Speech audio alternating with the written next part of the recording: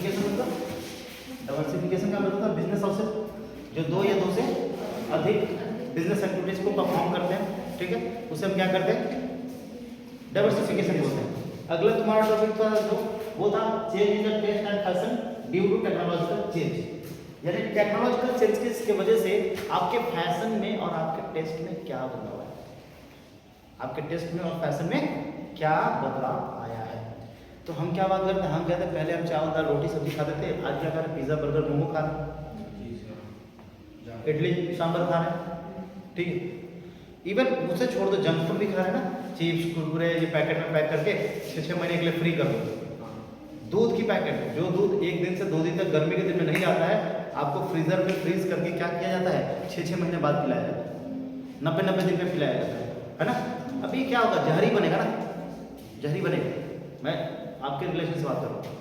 अब इन्हीं सारी चीज़ों की वजह से कजेज ऑफ कैंसर, इन्हीं सारी चीज़ों की वजह से कैंसर का कारण बनता है आज के डेट में। डॉक्टर के पास जाओ, ये यही बताता है कि जितना भी आप जंक फूड खाते हो, जितना भी होल्ड किए हुए सामान खाते हो, वो सारी चीज़ें कजेज ऑफ कैंसर होते हैं।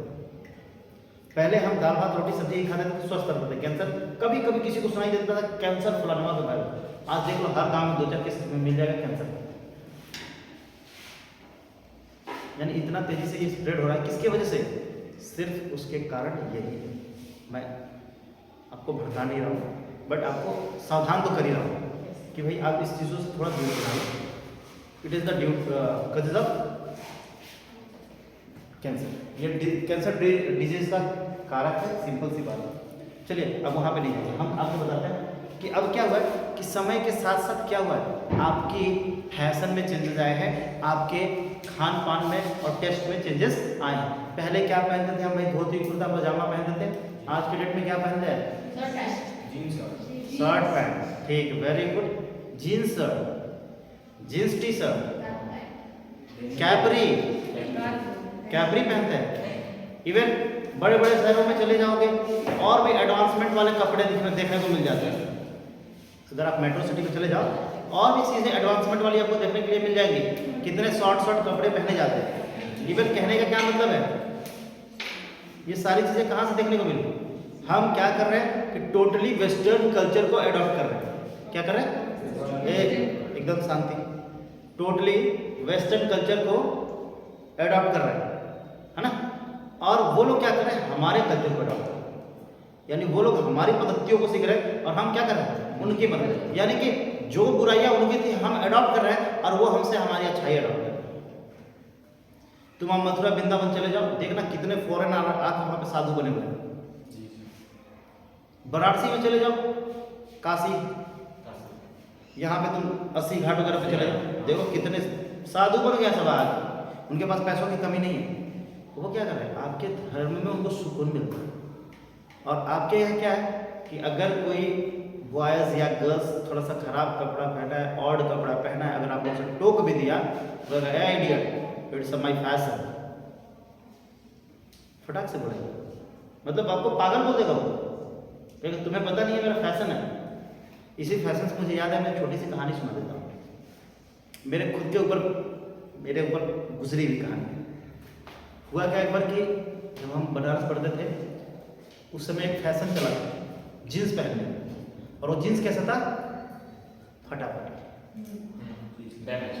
क्या बोलते उसको, अब हमको उसका नाम नहीं पता था उस समय भी, और आज भी बहुत रेयर, एक ही बार जिंदगी में खरीदा था, उसके बाद दोबारा नहीं खरीदा।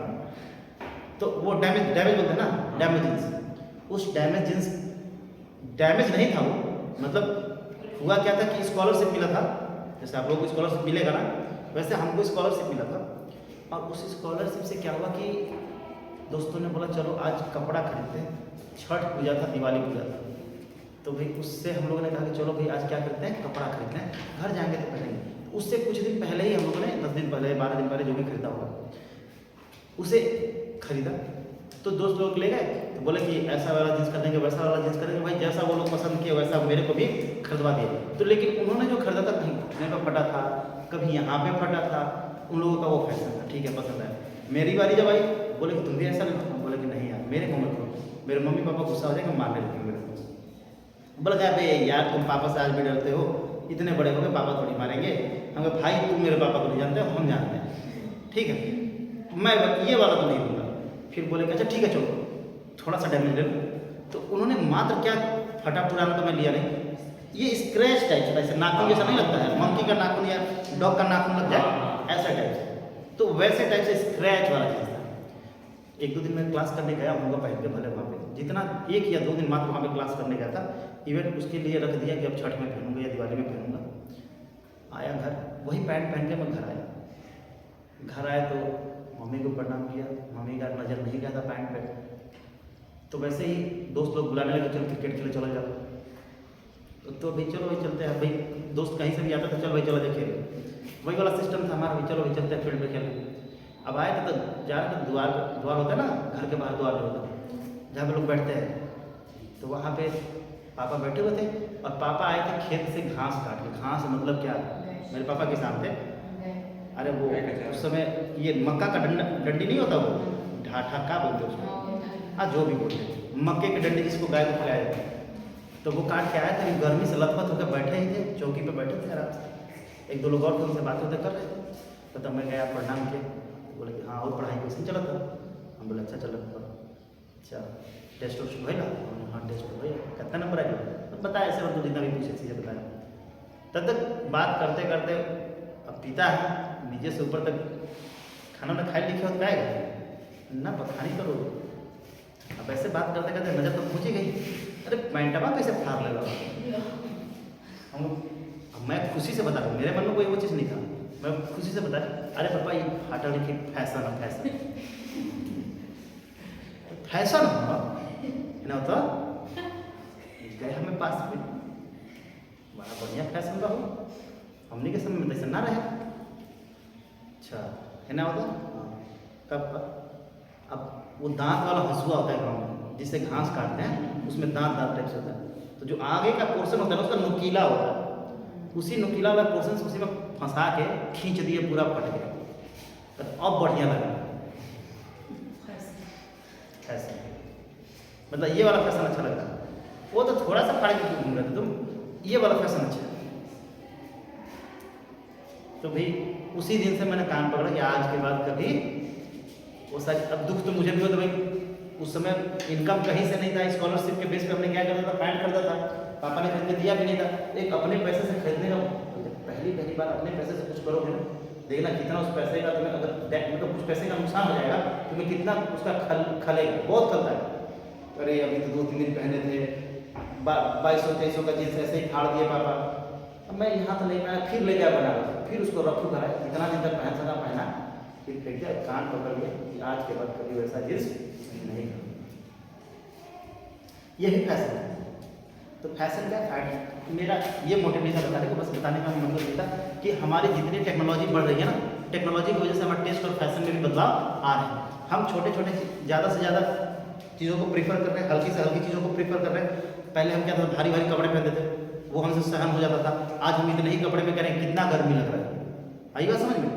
तो टेक्नोलॉजी की वजह से क्या करते हैं हम, इन्हीं सारी छोटी छोटी चीज़ों को, बड़े बड़े चीज़ों को क्या करते हैं, प्रोडक्शन करते हैं। यानी जैसे जैसे टेक्नोलॉजी बदली है वैसे वैसे हमारे टेस्ट और फैशन भी चेंज होते गए। यानी कि टेक्नोलॉजी बदली तो हमने कीपैड से किस पे आए, स्मार्टफोन पे, स्मार्ट से एंड्रॉयड पे, एंड्रॉयड से 5G पे आ गए, और iOS होता है ना, iOS उस पे आ गए, आईफोन पे आ गए। अब ये सारी चीज़ें क्या है, टेक्नोलॉजी के चेंजेस के कारण ही है, ठीक है। चलो पहले हम क्या करते थे, हमारे घर एक कैसेट वाला, क्या बोलते हैं उसको, जो इतना बड़ा था, उसमें मोटा मोटा सीडी वाला, वो सीडी वाला कैसेट नहीं था, हाँ VCR, सही है, वो वाला था जिसमें इतना बड़ा कैसेट लगता था। तो हम लोग सोचते थे ना, छोटे थे, तो ये भगवान को ऐसा टीवी मिली ना, जब कंप्यूटर में रहेगा दिन भर मोबाइल, मतलब मोबाइल ना, उस टीवी में हम मूवी देखते थे, इतना छोटा छोटा कैसेट था। ये हम लोग बचपन में ख्वाहिश करते थे, अगर किसी की होगी नहीं होगी, मेरी ख्वाहिश थी कि ऐसा कुछ यंत्र मिल जाता जो टीवी टाइप से मिलता, जो मेरे पॉकेट में होता, जब मन करता इतना छोटा छोटा कैसेट होता मैं उसमें लगा के, और जब मन करता टीवी देखते। आ गई फोन, मेमोरी कार्ड लगाइए, इतना ही छोटा फोन है ना आपके जेब में, जब मन करे, अब तो मेमोरी की जरूरत है, इंटरनल मेमोरी उतना है कि आप देखते रह जाओ। ये क्या है, टेक्नोलॉजी। टेक्नोलॉजी चेंज हुआ है, आपके फैशन भी चेंज हुआ, आपका टेस्ट भी चेंज हुआ। टेस्ट का मतलब क्या, स्वाद। स्वाद मतलब सिर्फ खाने का नहीं, हर चीज़ का टेस्ट, फ़ोन का टेस्ट, कपड़े का टेस्ट, भाई ये कपड़ा नहीं पहनेंगे, ये वाला पहनेंगे, ये कपड़ा नहीं पहनेंगे, ये पहनेंगे, ये फोन यूज नहीं करेंगे, वो फोन यूज करेंगे।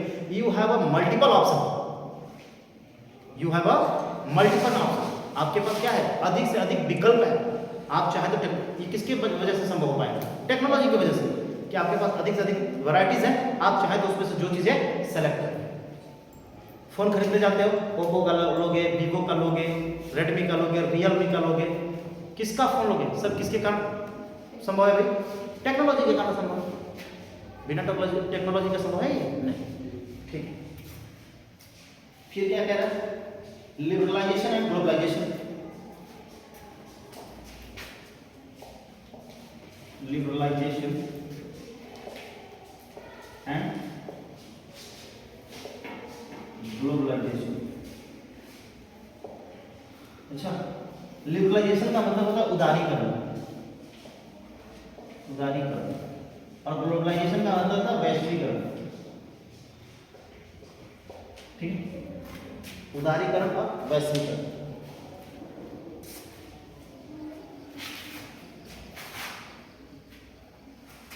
देखो, लिबरलाइजेशन में क्या होता है, रिमूव द डिफरेंट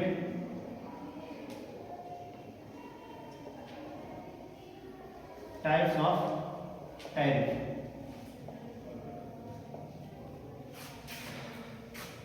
लिबरलाइजेशन में क्या होता है, लिबरलाइजेशन में हम अलग अलग तरह के टैरिफों को रिमूव करते हैं। टैरिफ मतलब क्या होता है, रुकावटें। भारत में पहले ना बिजनेस करने के लिए अलग अलग रुकावटें थी, जगह जगह पे आपको नियम कानून था, इतना पेचीदा कानून था कि आप इजीली किसी व्यापार को सही तरीके से कर ही नहीं सकते हो। तो क्या किया गया कि 1991 में इंडस्ट्रियल पॉलिसी एक्ट के थ्रू इन्हें क्या किया गया, हटा दिया गया, यानी कि लिबरलाइजेशन लाया गया, यानी उदारीकरण किया गया था। यहाँ पे बहुत सारे टैरिफों को हटा दिया गया। देख, फिर वैश्वीकरण किया गया। वैश्वीकरण में क्या होता है, ग्लोबलाइजेशन में क्या होता है, वन कंट्री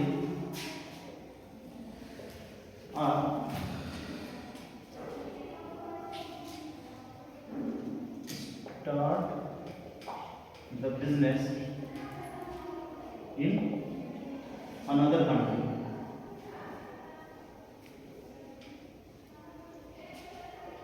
another country, यानी कि एक देश दूसरे देश में जाके क्या कर सकता है, बिजनेस कर सकता है।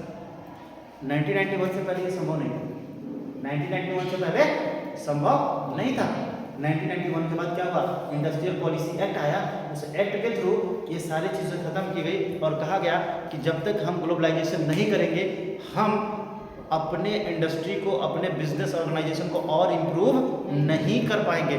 तो बिजनेस हाउसेस के इम्प्रूवमेंट के लिए हम क्या किए, ग्लोबलाइजेशन ले आए कि जब विदेशी कंपनियां भारत में आएंगी, भारत में बिजनेस करेंगी, तो एक तो भारत सरकार की रेवेन्यू बढ़ेगी, आय बढ़ेगी, और दूसरा हम वहाँ की टेक्नोलॉजी सीखेंगे और हमारे देश के जो एम्प्लॉय हैं, कारीगर हैं, मजदूर हैं, वो भी क्या होंगे, उनके भी स्किल में डेवलपमेंट होगा और हम आगे चल के आत्मनिर्भर भारत बनेंगे, जिसकी कल्पना आज की जा रही है। आत्मनिर्भर भारत की बात की जाती है ना, तो आत्मनिर्भर भारत आज ही से नहीं सोचा जा रहा है, बहुत पहले से सोचा जा रहा था, लेकिन आज उस पर ज़्यादा फोकस किया जा रहा है, ज़्यादा उस पर जोर डाला जा रहा है। बात समझ आई? चलिए अब देखो, मैं आपको इसका भी ग्लोबलाइजेशन का एक एग्जाम्पल दे देता हूँ।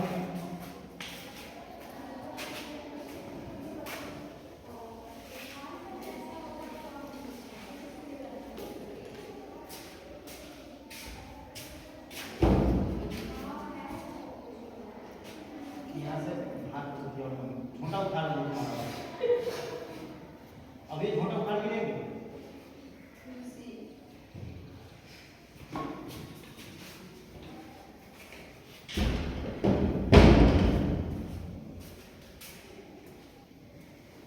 देखिए, अभी मैं आपको एग्जांपल बताने के लिए बोल रहा था। आपने हीरो का नाम सुना है? क्या बनाता है ये? क्या बनाता है हीरो? ये पहले बनाता था साइकिल। क्या बनाता था? कहाँ की कंपनी है हीरो? हीरो कहाँ की कंपनी है?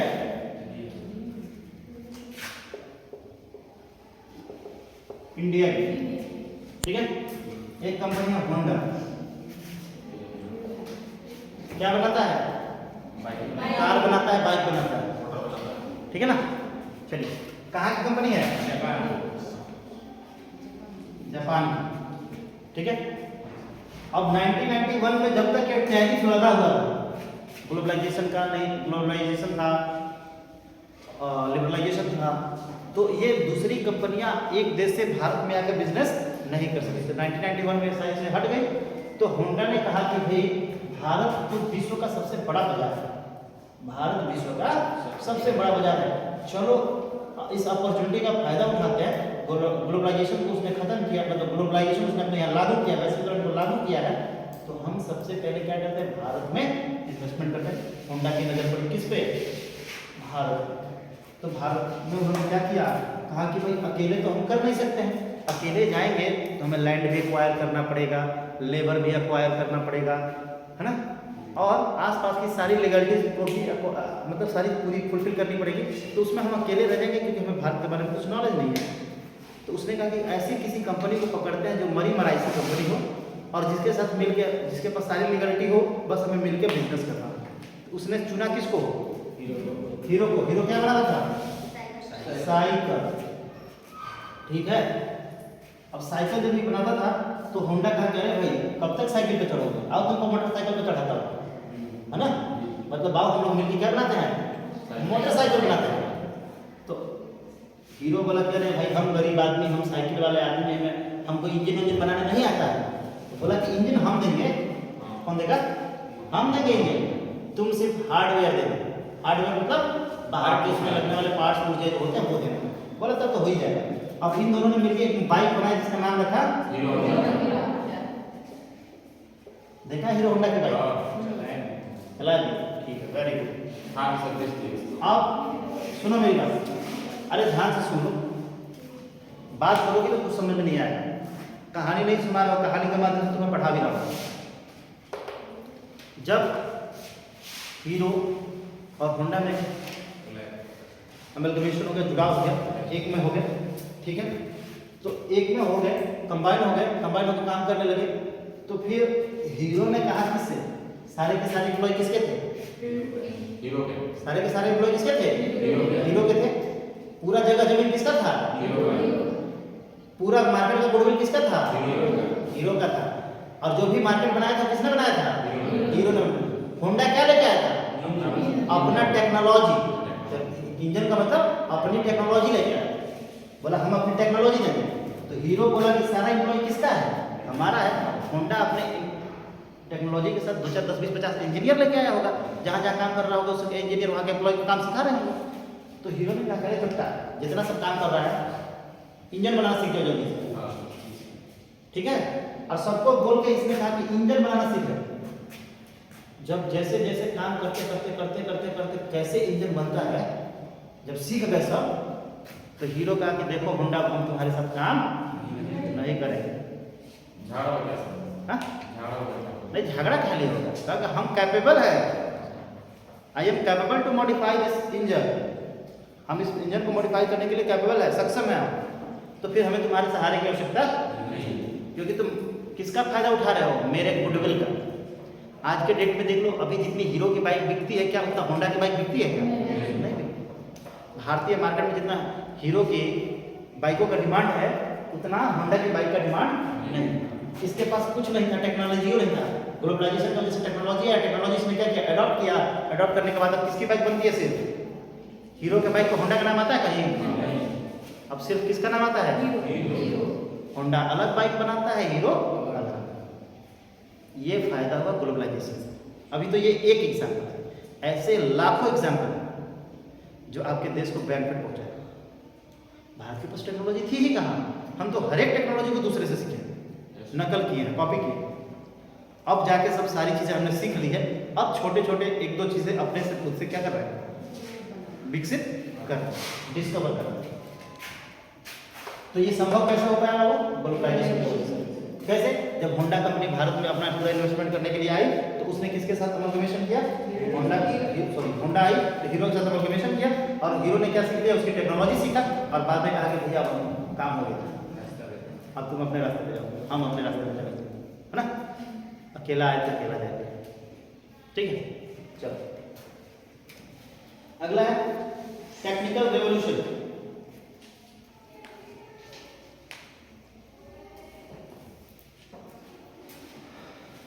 पांचवा है टेक्निकल रेवोल्यूशन। रेवोल्यूशन का मतलब होता है क्रांति, तकनीकी क्रांति। तकनीकी क्रांति, तकनीकी क्रांति का मतलब क्या समझते हो? यानी जैसे जैसे समय बढ़ा टेक्नोलॉजी भी बढ़ती गई। टेक्नोलॉजी बढ़ी तो हम जैसे साइकिल से चलते थे मोटरसाइकिल पे चढ़े, मोटरसाइकिल से कार पे आए, कार से ट्रेन पे आए, ट्रेन से प्लेन पे आए। यानी धीरे धीरे टेक्नोलॉजी बढ़ती गई और हमारे अंदर भी चेंजेस आते गए। किसके वजह से? टेक्नोलॉजी की वजह से। और हमारी जो भी एक्टिविटीज़ है वो दिन पर दिन क्या होती गई? तीव्र होती गई, फास्ट होती गई। आज के डेट में किसी के पास टाइम नहीं है, 2 मिनट का भी समय होता है कहते हैं यार रुकल गड़बड़, चलो बाइक से चला जाओ। इंतजार करने का किसी के पास टाइम नहीं है, यानी कि आपके पास समय कीमती है। क्यों समय कीमती है भाई? क्योंकि आपके पास वो सारे रिसोर्सेज अवेलेबल है जिससे कि आप उस काम को कंप्लीट कर सकते हैं। तो क्या है टेक्नोलॉजिकल रिवोल्यूशन कब आया? तो 19वीं सेंचुरी में 19वीं शताब्दी में। कब आया था? 19वीं शताब्दी में टेक्नोलॉजिकल रेवोल्यूशन बहुत तेजी से आया और यहाँ पर टेक्नोलॉजी का बहुत ज़्यादा डेवलपमेंट हुआ और उसके वजह से हम बहुत सारी चीज़ों को आविष्कार करते हुए देखे। किसका? ट्रेन का, बस का, वायुयान का, है ना, इवन मोटरसाइकिल, बाइक का, इन सब का, साइकिल का, सबका आविष्कार होते हुए देखे। ठीक है, और इससे क्या हुआ? जितनी एक बात समझना, टेक्नोलॉजी जितना बढ़ेगी दुनिया उतनी ही क्या होगी? फास्ट होगी, उतनी ही तीव्र होगी। कोई काम उतनी ही तेजी से कंप्लीट होगा। सब छोड़ दो, मोबाइल फ़ोन को याद करो। जब आपके मोबाइल फ़ोन में 2G चलता था, 2G के समय में जन्म हुआ ना तुम लोगों का?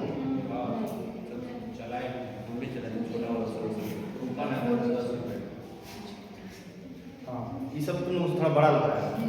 बड़ा नहीं लग रहा है, मैंने यूज किया है। ठीक है, तो बता रहे। अरे हंसने के लिए बोला भाई, हंसने के लिए बोल रहे, तुम सीरियस मत हो। सीरियस नहीं सर, बता रहा। हाँ ठीक है, सुनो। 2G फोन क्या होता है? 2G फोन में जब फोन आता था ना किसी का, तो लोग फोन उठाते कम थे, दौड़ के छत पर पहले भागते थे। हाँ हेलो, मतलब ऐसा तेज बोलते थे ना कि यहाँ से बोलेंगे डायरेक्ट वही सुनाई जा रहा है खुद, क्योंकि भाई network issue, technology poor, 3G आया तो थोड़ा सा क्वालिटी इंप्रूव हुआ। अब लोग जो दौड़ के भागते थे आराम से चलते हुए बातें कर सकते। फिर 4G आया दंदनादन, अब घर में बैठ के चला फोन, घर में बैठ के नहीं चला। अब 5G आ गया, घर के किसी कोने में बैठ के चलाओ, नेट चलता मिलेगा, बात होते हुए मिलेगा। अब आपको एरर्स नहीं आएंगे, कोई फ्लक्चुएशन नहीं आएगा बीच में। सब किसके वजह से हुआ? टेक्नोलॉजी के एडवांसमेंट की वजह से।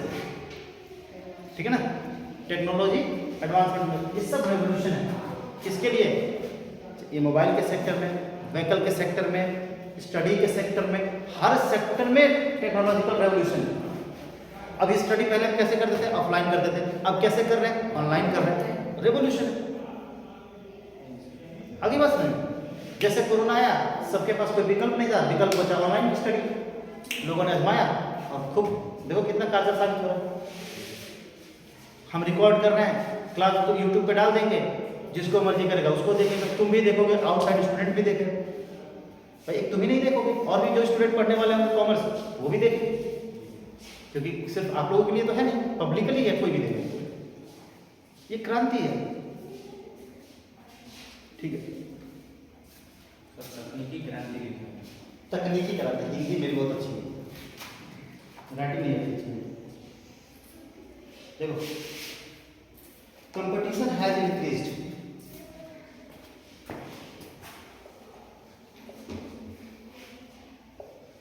Competition has increased. यहाँ पे क्या होता है? कंपटीशन बढ़ता है, जैसे जैसे बिजनेस हाउसेस बढ़ेंगे वैसे वैसे कंपटीशन बढ़ेगा। ठीक है, अब बिजनेस हाउसेस किसको कंपीट करते हैं? एक बिजनेस हाउस दूसरे बिजनेस हाउस को क्या करता है? कंपीट करता है। कंपटीशन करने का मतलब एक दूसरे के साथ प्रतियोगिता करना। ठीक है, जैसे तुम दो दोस्त हो तो तुम कहोगे कि मेरा अधिक नंबर आएगा, ये बोलेगा मेरा नंबर अधिक आएगा। अब तुम आपस में क्या कर रहे हो? कंपटीशन कर रहे हो एक दूसरे से कि चलो हम भी मेहनत करते हैं, तुम भी मेहनत करते हैं, देखते हैं फाइनल रिजल्ट किसका बेहतर आता है। आई बात समझ, इसे क्या बोलते हैं? कंपटीशन। तो बिजनेस हाउसेस भी एक दूसरे से क्या करते हैं, कंपटीशन, कि हमको ज़्यादा प्रॉफिट अर्न हो तो हमको ज़्यादा प्रॉफिट अर्न हो। उस प्रॉफिट को अर्न करने के लिए अलग अलग मेथड अप्लाई करते हैं। लार्ज अमाउंट में प्रोडक्शन करना, लार्ज मार्केट को अपना एक्सपेंड करना, बिजनेस को एक्सपेंड करना, एक्सप्लोर करना, फैलाना, अधिक से अधिक प्रोडक्शन करना, जिससे कि ज़्यादा से ज़्यादा लाभ अर्न हो सके, अपने नए नए कस्टमर को बनाना। जितना ज़्यादा आपके पास कस्टमर होंगे उतना ही ज़्यादा आपके प्रोडक्ट की बिक्री होगी, और जितना ज़्यादा बिक्री होगी उतना ही ज़्यादा आपको, ठीक है, बेनिफिट मिलेगा। तो कह रहे हैं कंपटीशन इंक्रीज करते हैं, ठीक है। अब देखो कंपटीशन जब इंक्रीज होता है तो और भी बेहतर बेनिफिट मिलता है किसको, बिजनेसमैन को भी, सोसाइटी को भी, बिजनेसमैन को भी, सोसाइटी को भी। बिजनेसमैन को कैसे प्रॉफिट मिलता है, बेनिफिट होता है, बिजनेसमैन ज़्यादा से ज़्यादा अपने प्रोडक्ट को क्या कर सकता है, सेल करता है, और जब ज़्यादा सेल करेगा तो ज़्यादा प्रॉफिट अर्न करता है। और कंपटीशन बढ़ेगा तो जो सोसाइटी है उसको कैसे बेनिफिट होगा, उससे क्वालिटेटिव प्रोडक्ट मिलेगा, है ना, गुणवत्ता वाली वस्तुएं मिलेंगी। क्योंकि एक ने खराब प्रोडक्शन कर दिया तो दूसरा चाहेगा कि हम उस गलती का फायदा उठाएं, हम अच्छा प्रोडक्शन करें और लोगों के पास भेजें, ताकि लोग क्या करें, ज़्यादा से ज़्यादा हमारे सामान को परचेज करें।